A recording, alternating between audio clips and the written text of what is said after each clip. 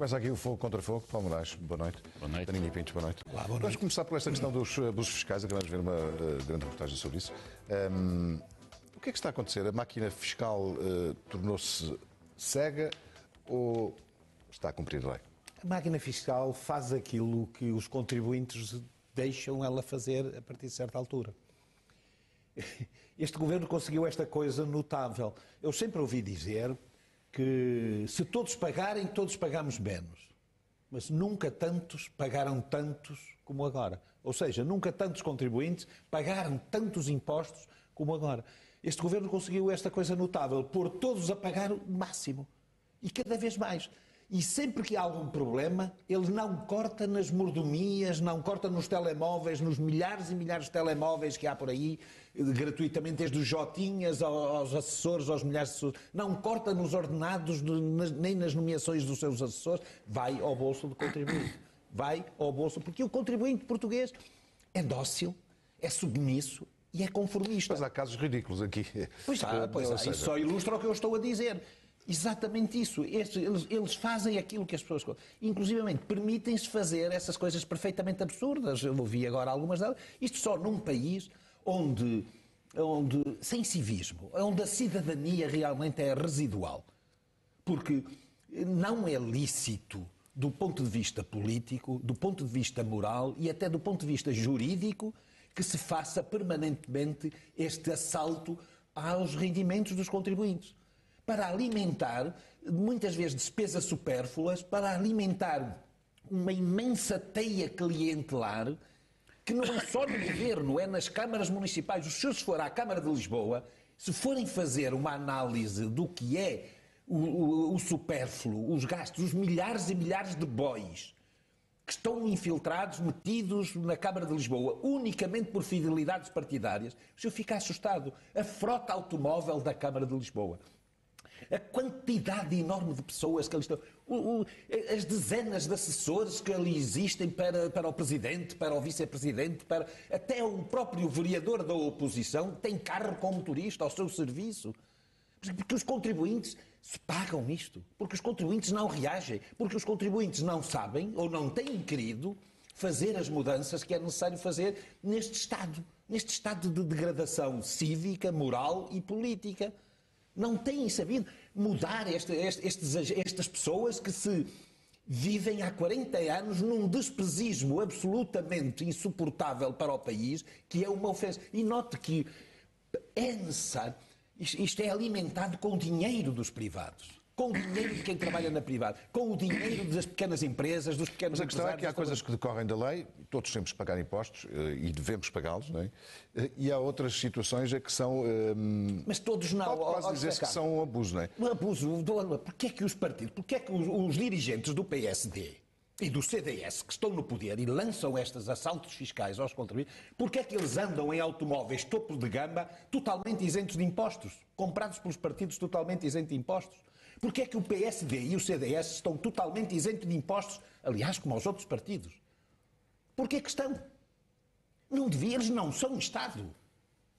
Eles são emanações da sociedade civil. Porquê é que eles não pagam impostos, aqueles impostos que eles aprovam na Assembleia da República? Porquê é que esses jotinhas que andam aí em automóveis, alguns topos de gama, até a acelerar, porquê é que isso é comprado totalmente isento de impostos? Nem imposto automóvel, nem IVA, não pagam IRS de nada, não pagam IVA sobre nada, não pagam IMI, nem sobre os prédios das sedes, nem sobre nada. Porquê é que criam esses privilégios absolutamente pornográficos para si próprios, enquanto impõem medidas terríveis aos contribuintes, a quem trabalha, aos empresários, aos trabalhadores, aos pequenos proprietários? Note esta... Apetece-me dizer um nome impróprio da televisão, que foi isto. Durante décadas incentivaram as pessoas a comprar casa. E isentaram-nos de tudo. E era publicidade massacrante pelo telefone, pela rádio, pelas televisões, pelos jornais do crédito e tudo. E de repente o Estado vem e cria um imposto, começa a cobrar imposto, em que as pessoas que ainda não acabaram de pagar a casa têm que pagar uma renda ao Estado da casa que compraram. Ouça, podemos dizer tudo, podemos pensar tudo, mas isto culpa é do povo português. Enquanto ele não der um coice violento neste estado de coisas, Eles vão continuar a abusar e vão continuar a ir ao bolso e vão continuar a assaltá-los. É só isso. Paulo Moraes, como é que tem visto estes últimos tempos? Tem havido muitas notícias. Fiscais. As questões fiscais. Eu dividiria em duas questões. Em primeiro lugar, a legislação, tal como está a ser aplicada, é injusta. Aliás, verdadeiramente até inconstitucional, porque nós temos um princípio constitucional de que os impostos são para redistribuir riqueza e, no entanto, quem tem mais património paga menos do que tem menos. Quem tem um T3 e vive num T3 na Baixa de Lisboa, por exemplo, paga em IMI. Mas já um promotor imobiliário que tenha 50 casas em nome de um fundo de investimento imobiliário tem isenções de IMI. Mas isto não acontece só no património, no próprio rendimento das empresas. Uma mercearia tem um regime fiscal de... Os bancos pagam, por exemplo, o IMI das casas que... Não, isso é profundamente injusto. Uma pessoa pode não conseguir pagar a casa porque não consegue, por exemplo, pagar o IMI, a casa vai para o banco e o banco deixa de pagar esse IMI. Portanto, isso é uma situação perfeitamente abstrusa.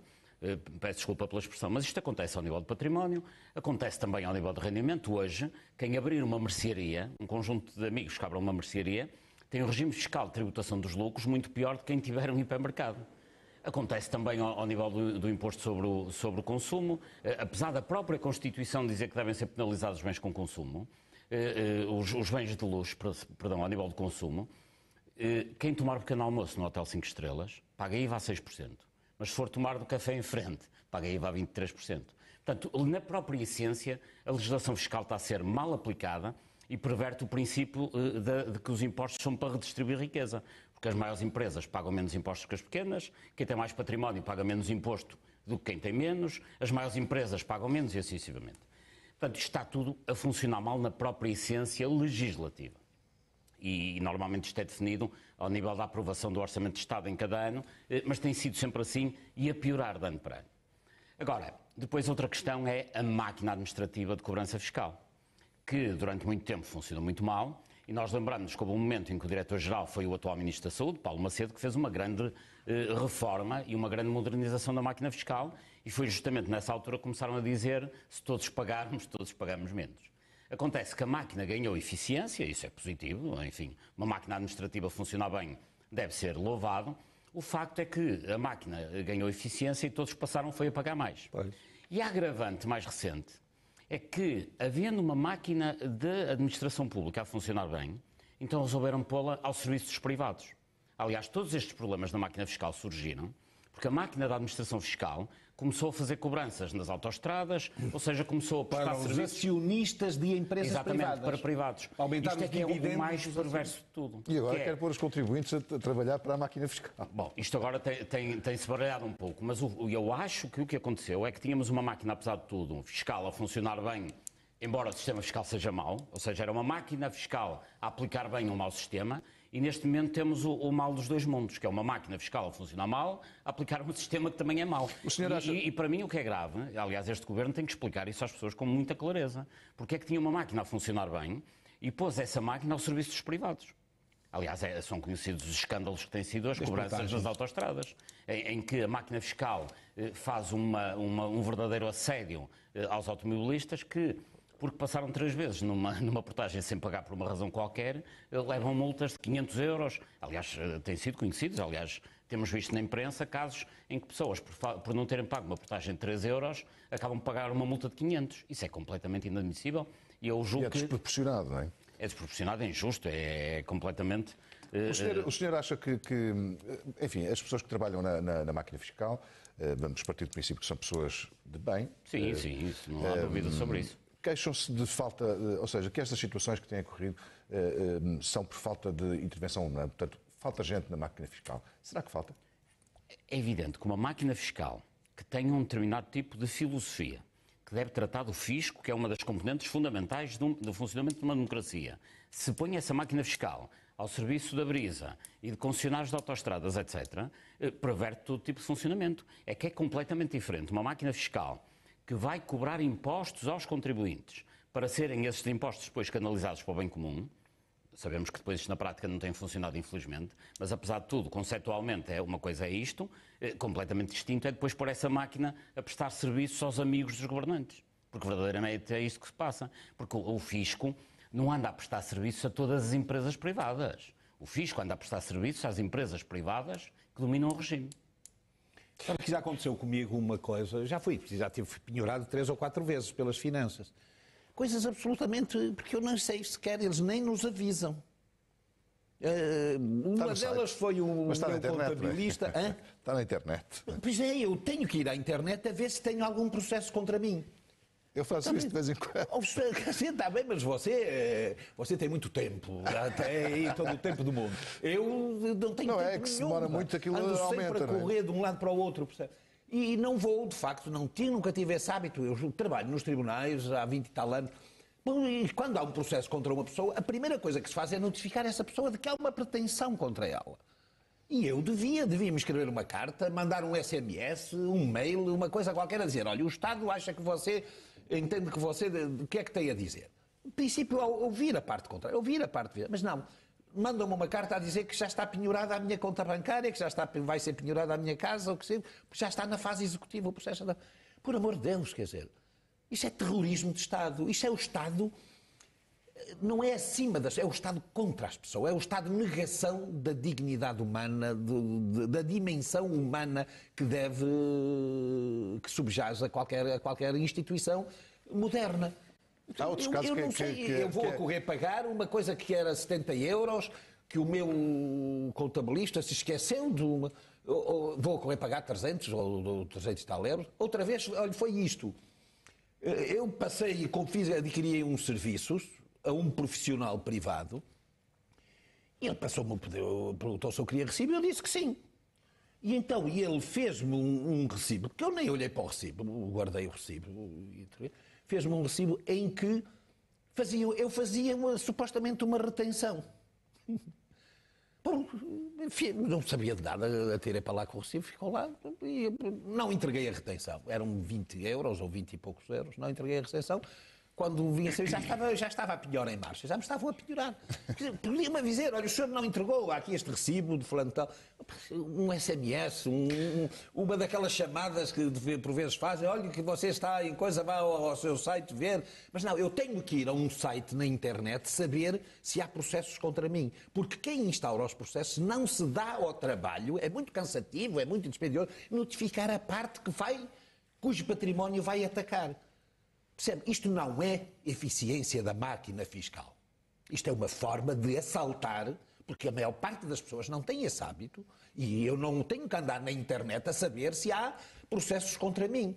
Quem o pôs tem o dever de me notificar. Doutor, mas quando o Paulo Macedo foi Diretor-Geral das Finanças, durante algum tempo ele deu alguma eficiência à máquina e sem essa carga estatutória? Não. Eu sei. Durante alguns anos a máquina fiscal funcionou de forma civilizada e bem. Aliás, era um exemplo de como podia funcionar bem a administração. Aliás, obrigava até, eu suponho que a lei obrigava a ouvir a pessoa presencialmente. A lei obriga, porque, sejam privados, seja em qualquer outra ação, se eu tenho uma pretensão jurídica contra si, decorra ela de impostos, decorra ela de seja qual for o facto que a origina, bom, a primeira coisa que eu devo é comunicar-lhe assim, até dizer, quer pagar ou não.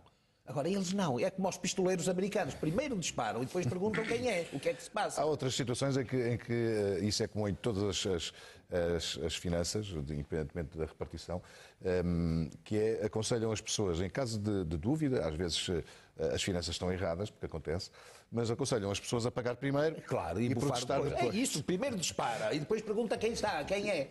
O que acontece é que a lei depois não determina o prazo para a devolução do dinheiro. E isto depois é um inferno para o obter, mesmo quando se tem uma decisão judicial favorável. É um inferno. Bom, vamos ao segundo tema de hoje.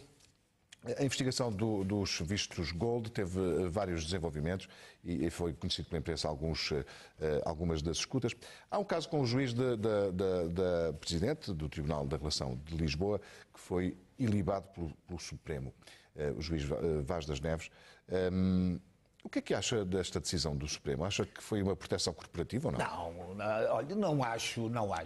Sabe, eu acho que até poderá haver aqui algum exagero.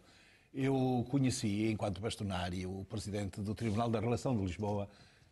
Isto é uma opinião pessoal, vale o que vale. Eu tenho má opinião sobre muitos juízes, mas sobre este tenho uma boa opinião. É uma pessoa muito humana. É uma pessoa muito legalista, muito respeitador da legalidade e, sobretudo, sempre tive esta ideia dele ser uma pessoa de uma honestidade ilimitada. Tive, e estas coisas são intuitivas mais do que... Não há nada que eu possa basear, um ato que ele tenha praticado, que tenha revelado essa dor, ou o contrário. Eu penso que aqui ele é uma pessoa muito prestável, tinha boas relações, procurava ter sempre diálogo e boas relações com todas as pessoas, e admito que tudo isso que foi escutado nas gravações da Polícia Judiciária não estejam bem contextualizados, porque se há coisa que eu seria incapaz de admitir no Presidente do Tribunal, como aliás em qualquer magistrado, é praticar ou ser coautor com outras pessoas em crimes dessa natureza. Não é bem disso que se trata, Marinho Pinto, mas de facto ele diz, sobretudo tem uma frase onde diz que lhe daria António Figueiredo, que é Presidente do Instituto de Registros e Notariado, arguído, no caso dos vistos, apoio pessoal e institucional. O que é que ele quer dizer com institucional? O apoio institucional será solidariedade, aquela solidariedade humana. Mas ele fala pelo Tribunal da Relação, está a falar por quem? Até porque não pode falar em nome do Tribunal da Relação. Há aqui uma o Tribunal da Relação não é o Presidente do Tribunal da Relação. Aliás, se há juiz do Tribunal da Relação que menos representa jurisdicionalmente o Tribunal da Relação, é o Presidente, porque o Presidente, penso eu, não despacha processo, a não ser as reclamações que lhe são presentes sobre não aceitação de recursos, não admissão de recursos, ou sobre o regime de subida dos recursos, etc. Portanto, isto é uma daquelas coisas que, o que precisar de mim, estou ao seu dispor. Que a gente diz no conjunto de relações. Ouça, eu já disse isso a milhares de pessoas, a milhares não digo, mas já disse isso a muitas pessoas. É uma frase de cortesia social que se tem hoje. Sem significado. Não tem significado criminal. É evidente. Nem deontológico é o que diz nem deontológico é o que diz o Supremo, não é? Bom, eu aí não me pronuncio porque eu não sei qual é a deontologia dos juízes. Porque eu não conheço um código de deontologia dos juízes portugueses. Porque é assim. Os juízes estão estritamente vinculados à lei. É a única baliza e o único parâmetro para a sua atuação. Seria bom que houvesse um código ético que balizasse algumas condutas que, estando dentro da lei, deveriam ser censuradas. Há sempre um código ético que se baseia na nossa educação. Mas isso, o código ético e o código de deontologia é normalmente para profissões privadas. As profissões públicas, o seu limite é a lei. Seria bom que se criasse uma cultura de estabelecer parâmetros éticos para limitar certas atuações e certos comportamentos que, sendo legais, formalmente legais, muitas vezes podem ser chocantes na sua expressão concreta. Vê desta maneira este caso? Não, pelo contrário. Deixe-me contar uma experiência. Eu fui, durante um mandato, vice-presidente da Câmara do Porto. E acontecia muito, quando eu reunia com membros de governo, numa fase preliminar das reuniões, as pessoas metiam-me cunhas. Cunhas normalmente de coisas legais. Quase sempre questões de urbanismo. Pediam-me para acelerar determinados processos de urbanismo. E a questão que se levanta aqui não é ser legal ou ilegal. Também se levanta, obviamente, mas levanta-se algo previamente, que é 2 atores do Estado, no caso vertente, um vice-presidente da Câmara do Porto e um governante, não estão reunidos para tratar de assuntos pessoais. Portanto, ninguém tem que dar proteção institucional a ninguém num cargo de Estado. Ou seja, as questões deste tipo não podem ser tratadas pura e simplesmente. Quem está em cargos institucionais tem que reagir de forma institucional sempre.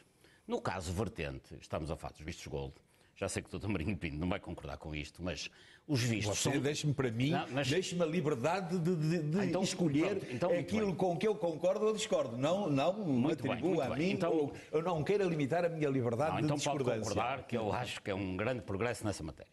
É assim, a questão dos vistos gold tem servido apenas, embora seja justificada a existência dos vistos gold, para o facto de virem estrangeiros fora da Europa criar riqueza, agricultura, indústria, etc. Nada disso aconteceu. Aliás, eu referi isso aqui ainda a semana passada. Dos 2.200 e tal vistos gold, até hoje apenas 3 em 2000 e tal, geraram efetivamente emprego. Portanto, empresas produtivas que estão, provavelmente, a produzir alguma coisa. Tudo o resto é transferência de capital para a banca, e capital que é escrutinado dentro de Portugal, mas cuja origem nem sequer é devidamente avaliada, e especulação imobiliária. É evidente que, se o objetivo passa a ser este, estou a dizer 3 em 2.200 e tal, se o objetivo passa a ser especulação imobiliária e transferências de capital, muitas vezes lavagem de dinheiro, é evidente que cria-se aqui um sistema de cunhas, a ver se na administração se encontram mecanismos de canalizar dinheiro, ou de chineses, ou de angolanos, etc., para a Europa via Portugal. E o que é facto é que, neste caso concreto, com o ministro metido nisto, o presidente do Tribunal da Relação, 3 grandes diretores da administração pública, o diretor do CEF... Sim, estamos a falar de funcionários de alto nível, não é? De alta administração. Havia ali um sistema de cunhas, que é uma palavra, aliás, muito portuguesa, no sentido de arranjar vistos gold para amigos de alguém que era empresário e que tratava disso. Ou seja, isto é um sistema de cunhas em que os atores da alta administração pública, em vez de estarem a tratar daquilo que devem, que é dirigir a administração pública, andaram a fazer favores. É evidente, pois agora tem que se ver, do seu ponto de vista legal, qual é a responsabilidade de cada um, e por isso eu acho que é muito importante que o ex-ministro Miguel Macedo seja constituído arguido, que haja um julgamento rápido e que se perceba quais são as incidências jurídicas do fenómeno. O senhor já vi que tem acompanhado de perto esta questão. Isto é tráfico de influências, isto tem um nome, chama-se tráfico de influências deste conjunto de atores. Tem uma imagem muito positiva junto da classe política, junto de pessoas que o conhecem bem, que dizem que é um homem honesto, como o Marinho Pinto dizia de Vaz das Neves. Acha que neste caso Miguel Macedo negligenciou ao encontrar-se com o senhor chinês e com um empresário em Gelantilha? Enfim... Sabe, é assim, eu conheço Miguel Macedo há muitos anos e não tenho ideia nenhuma de que Miguel Macedo seja uma pessoa desonesta, longe disso. Agora, o problema não é esse, o problema não é até a questão individual do ex-ministro Miguel Macedo, ou seja, de quem for. É todo um esquema generalizado de tráfico de influências. Eu não me admiro a ver uma situação destas, admira-me é só ser esta. Porque, de facto, o tráfico de influências na administração pública é o mais comum. As pessoas terem reuniões para tratar de assuntos de governo e, como preâmbulo, tratarem de assuntos pessoais, isto é o que acontece permanentemente, todos os dias em Portugal. Acontece assim, porque há realmente uma corte à volta do poder que, para além de gerir, infelizmente para nós quase sempre mal, os destinos públicos, gerem bem as suas próprias vidas. E como? Através desse esquema de cunhas, porque muitas das vezes pedem coisas que são legais. Agora, o problema é este. 2 ministros não podem reunir para tratar de assuntos pessoais. Isso em Portugal é comum. Nem usar o seu título para influenciar esse desfecho. Aqui duas. O crime de tráfico de influências em Portugal... Bom, Miguel Macedo não será acusado desse crime. Não, é prevaricação de titular de cargo público. Ter tomado uma decisão ilegal para nomear um funcionário para a China para agilizar os vistos gold. Eu continuo a dizer que os vistos gold é uma boa medida na qual se penduraram pessoas e da qual pessoas procuraram tirar benefícios pessoais. Se é verdade o que vem nos jornais, porque eu não sei. Mas a medida em si é boa. Atrair investimento. E, ao contrário do que diz o Dr. Paulo Moraes, a origem do dinheiro é escrutinada, e muito mais escrutinada do que noutros movimentos internacionais de capitais. Isso é verdade. Aliás, nem a União Europeia o consentiria hoje, porque nem essas medidas muitas vezes até escapam ao próprio controle das autoridades. A transferência, mas não é escrutinada a origem. Bem, mas... É a origem. Não, a transferência não tem que escrutinar nada. Onde se escrutina é a origem, de onde é que vem o dinheiro. O dinheiro vem por impulsos, pela fibra óptica, não é?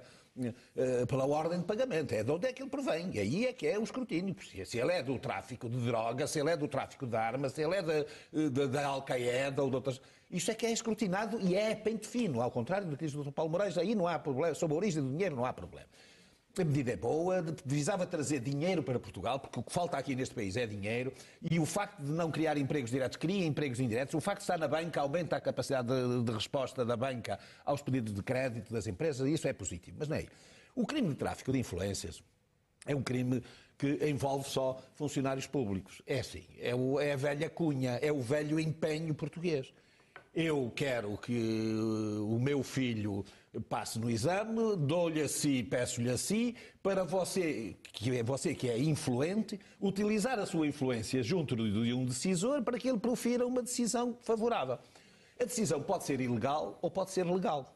Mas são crime. Muito diferente. A decisão legal é assim. Se eu lhe peço para você dizer àquele juiz que decida um processo que está há 3 anos à espera de decisão, diga-me qual é a ilegalidade disto. Porque, no fundo, muitas vezes, Ao não se cumprirem os deveres funcionais é que se dá origem a isso. Chama-se olear a máquina. O que é? Para a máquina funcionar. Eu não estou a pedir nada ilegal. Eu quero é que vocês cumpram os vossos deveres rapidamente.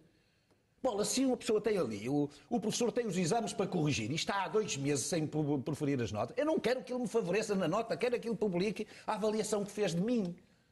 Percebe? Isto entra numa lógica terrível que muitas vezes é criar artificialmente dificuldades para depois vender por debaixo da mesa facilidades. Aí é que está o mal. Porque se a máquina funcionar bem, grande parte deste tipo de criminalidade desaparece. E depois há isto. Aquilo que aqui em Portugal é considerado o crime de tráfico de influências, deixe-me ver, aqui, nos outros países é uma atividade legal, é o lobbying. O Parlamento Europeu está cheio, são centenas de pessoas a fazer lobbying lá dentro. Eu tenho lá 20 e tal ou 30 e tal pedidos de pessoas para me expor, para fazer lobbying, para me pressionar. Não tenho recebido, tenho tido outras coisas, para fazer lobbying. Aqui era tráfico de influências. Mas é que esse lobbying não é para tratar de casos individuais, é para tratar de casos de setor. Você não sabe os lobbyings que lá estão. Não sabe. E a diferença no crime do tráfico de influência não é na pretensão que se pretende, é no influente que se mobiliza para influir sobre o decisor. Muito bem. Seja pessoal ou coletivo. Porque a natureza criminal deste tipo de atos não depende do interesse da natureza pessoal, particular ou coletiva do interesse. É criminalidade. Seguir em frente, faltam só 3 minutos. Tráfico de influência na mesma. Vamos falar das greves. Tem havido greves na Metro, na CP. E agora na TAP e também na Portugália. Paulo Moraes, já aqui falamos das greves, mas agora põe em causa, hoje Passos Coelho fez uma espécie de ameaça, digamos mesmo, ao dizer que a alternativa à privatização da TAP é reduzir a operação, despedimento coletivo, venda de aviões e fecho de rotas. Como há pouco tempo, eu vou falar só desse assunto. Eu fiquei boquiaberto a ver a atitude de Passos Coelho, porque quando ele toma essa atitude, no fundo, dizer que ou se vende a TAP, ou acabam as greves, ou é o descalabro, ele está a pôr a TAP a preço de saldo. Ou seja, Passos Coelho, ele é que vai ter que explicar bem aos portugueses como é que, quando chegou o Primeiro-Ministro, a TAP era uma empresa que tinha dado lucro 4 anos consecutivos. Aliás, a primeira privatização da TAP, a primeira vez em que se tentou privatizar a TAP, é porque dava lucro. Agora vai-se privatizar porque dá prejuízo, que é uma coisa um pouco estranha em Portugal. O argumento de privatização é que dava lucro. E agora querem privatizar com o argumento que dá prejuízo. Mas isso é outra discussão. Mas o que o Dr. Passos Coelho tem que explicar é como é que a TAP é uma empresa pública, portanto, a responsabilidade do Poder Executivo, como é que Passos Coelho pega com a TAP, com 4 anos de lucro consecutivo, penso que em 2012 o lucro foi de cerca de 16 milhões de euros, e deixa degradar a situação de tal ponto, e vem hoje dizer ao Parlamento que realmente ou vem um salvador ou é o descalabro na TAP. Aliás, isso é a melhor forma de vender a TAP ao desbarato. Se o objetivo de Passos Coelho é entregar a TAP a alguns amigos de governantes, não poderia fazer melhor, que é dar a ideia que aquilo é o descalabro, então toma lá a TAP. Isso é péssimo. Agora, ainda é pior é o facto de que quando ele chegou ao governo, a TAP era uma empresa lucrativa durante 4 anos consecutivos. Mas precisa de investimento agora e Passos Coelho diz que o Estado não tem dinheiro para fazer o investimento. Mas então o que é que eles andaram a fazer aos lucros? É assim, o precisa de dinheiro é um problema de quem é responsável. Isso é que nós temos que perguntar ao Dr. Passos Coelho, que ele é quem, em primeira instância, é o responsável do Poder Executivo.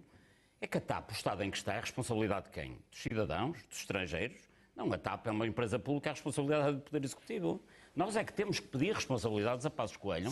Ele tem que explicar como é que transformou uma empresa que era altamente lucrativa numa empresa miserável, segundo ele diz, que eu nem sequer concordo, que tem que ser vendida ao desbarato. Para fechar, temos só 2 minutos. Só temos 2. Diga que o Dr. Paulo Moraes só gastou 1 minuto nesta arenga toda. Olha que ele ultrapassou. Bem, é só para dizer isto, então. Se a TAP, se há interessados privados na TAP, é porque ela é viável, é porque ela dá lucro. E se agora não está a dar, é justamente uma forma, um expediente fraudulento para tornar a privatização, portanto, obrigatória, digamos assim, para pressionar à própria privatização. O que este governo tem feito é isto. Outros também fizeram, o PS também fez antes e o PSD... O senhor concorda então com esta greve da TAP de 10 dias dos pilotos? Eu concordo com todos os atos que visem manter a TAP como uma companhia do Estado, porque a TAP não pode estar de passar para o serviço de acionistas privados. A TAP tem que estar ao serviço das comunidades portuguesas espalhadas pelo mundo, do Canadá, dos Estados Unidos, do Brasil, da Venezuela, da África do Sul. A TAP é uma companhia que é um agente importantíssimo do interesse nacional, do interesse dos portugueses espalhados pelo mundo, que muito contribuem para o progresso deste país através das suas remessas e do trabalho que lá faz, e, portanto, precisam de uma companhia como esta. E não pode ser entregue aos privados, não pode ser vendida aos privados por pessoas que só não vendem o Estado e só não vendem a própria alma ao diabo porque o diabo não lhe quer. Mas agora já tinha privatizado também. Dê-me só 15 segundos. Eu não concordo com esta greve, porque esta greve, de facto, é uma greve dos pilotos que tem uma pretensão que é verdadeiramente ilegal. Mas acaba por ser uma forma... Os pilotos foram ludibriados. Os pilotos foram e os funcionários e os trabalhadores da TAP foram ludibriados. As pretensões dos pilotos são, de facto, ilegais, como está, aliás, demonstrado. Mas esta é uma resposta, no fundo, dos pilotos e dos trabalhadores da TAP a uma atitude ainda mais ilegal, que é a forma como o Governo está a querer privatizar a TAP. Exato, então apoiamos a greve dos pilotos. Porque eu sou um dos principais visados, porque eu utilizo a TAP 2 vezes por semana, no mínimo, aqui entre Lisboa e Bruxelas, e vou ter que arranjar alternativas. Pode continuar a usar a TAP privatizada, quem sabe? Não, mas agora com a greve. Não, se a TAP for privatizada, vamos ter muitas dúvidas se vou continuar a usar a TAP. Bom, é um assunto que terei muitas dúvidas e a greve ainda vai acontecer e com certeza trará assunto para este Fogo contra Fogo. Paulo Moraes, Marinho e Pinto, obrigado por terem estado aqui. Fecha este Fogo contra Fogo. Tenha uma boa noite.